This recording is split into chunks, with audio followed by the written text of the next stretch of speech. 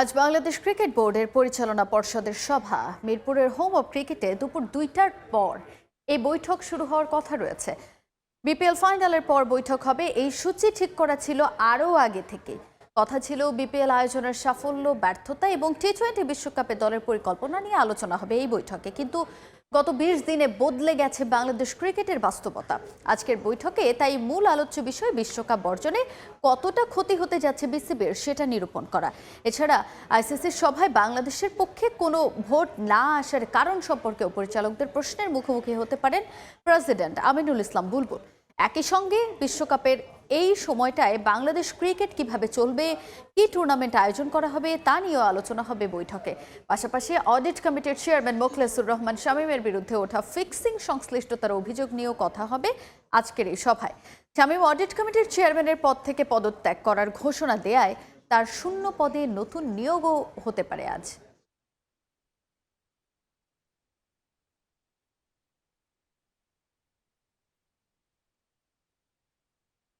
এই মুহূর্তে মিরপুরে আছেন রিপোর্টার তামিম হোসেন, সরাসরি যুক্ত হচ্ছে তার সঙ্গে। তামিম,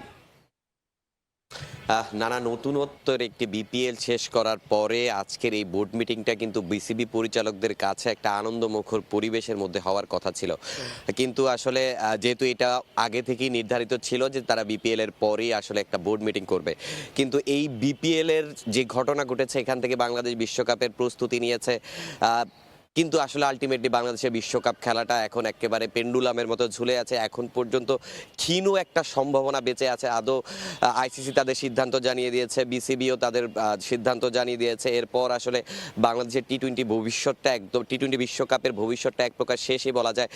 তারপর এখন আসলে এই টি-20 ভবিষ্যৎ শেষ হওয়ার পরে আসলে বিসিবির কি করণীয় থাকবে, বা ক্রিকেটারদের তো লম্বা সময় ব্যস্ত খালি রাখা যাবে না, তাদের যে কোনো একটা, যেহেতু নাজমুল হোসেন শান্ত কিন্তু গতকাল প্রেস কনফারেন্সে বলেছিলেন যাতে তাদের জন্য একটা বিকল্প টুর্নামেন্ট করার আয়োজন করে বিসিবি, তো সেই দিকটা কিন্তু তারা আসলে আজকে আলোচনা করবে। এছাড়া যদি আমরা বলি যে এইবারের বিপিএল এ একজন নতুন পরিচালক মোকসেদ শামীম, যিনি যার আসলে একটা ফিক্সিং এর অভিযোগ তার বিরুদ্ধে এসেছে, তাকে নিয়েও কিন্তু আজকে এই বোর্ড সভায় আলোচনা হবে। এর আগে নাজমুল ইসলাম কিন্তু বিভিন্ন ধরনের কথা, একটা বিতর্কিত মন্তব্য করেছিলেন সংবাদ মাধ্যমে ক্রিকেটারদের নিয়ে, সেটাও কিন্তু আজকে এজেন্ডায় থাকবে। এছাড়া বিসিবি আসলে সামনে কি করবে, কারণ আমরা দেখেছি যে এই বিপিএলটা কিন্তু তাদের কম সময়ের মধ্যেই শেষ করতে হয়েছে, যেহেতু সামনে বিশ্বকাপ ছিল, প্রস্তুতিটা ওই ধরনের নেয়ার একটা চ্যালেঞ্জ ছিল। বাংলাদেশের ক্রিকেটাররা, লোকাল ক্রিকেটাররা কিন্তু ওই ধরনের প্রস্তুতি নিতে পেরেছে, কিন্তু আসলে এই মেগা আসরে খেলার যে সুযোগটা, ওই সুযোগটা আসলে তারা এখন পর্যন্ত যদি বলতে হয়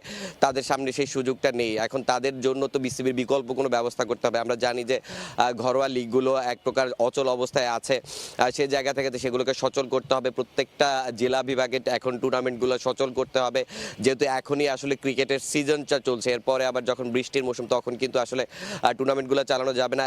আমরা যতটুকু জানতে পেরেছি আজকের বোর্ড সভায় বিভিন্ন বিভাগের যে লিগগুলো আছে ওগুলোও কিন্তু আলোচনার অন্যতম গুরুত্বপূর্ণ একটা এজেন্ডা থাকবে।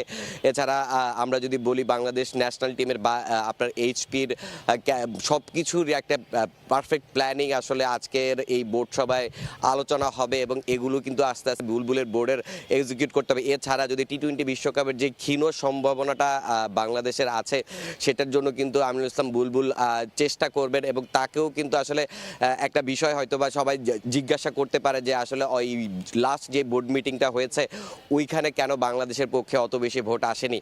তো সর্বোপরি মিরপুর থেকে বাংলাদেশের বিসিবির বোর্ড মিটিং নিয়ে এই ছিল আমার কাছে সর্বশেষ তথ্য। আজ বিসিবির বোর্ড মিটিং হওয়ার কথা রয়েছে। বোর্ড মিটিং এর সবশেষ খবর এবং সেখানে সম্ভাব্য আলোচ্য বিষয় সম্পর্কে জানাতে আমাদের সঙ্গে মিরপুর থেকে সরাসরি যুক্ত হয়েছিলেন সহকর্মী তামিম হোসেন।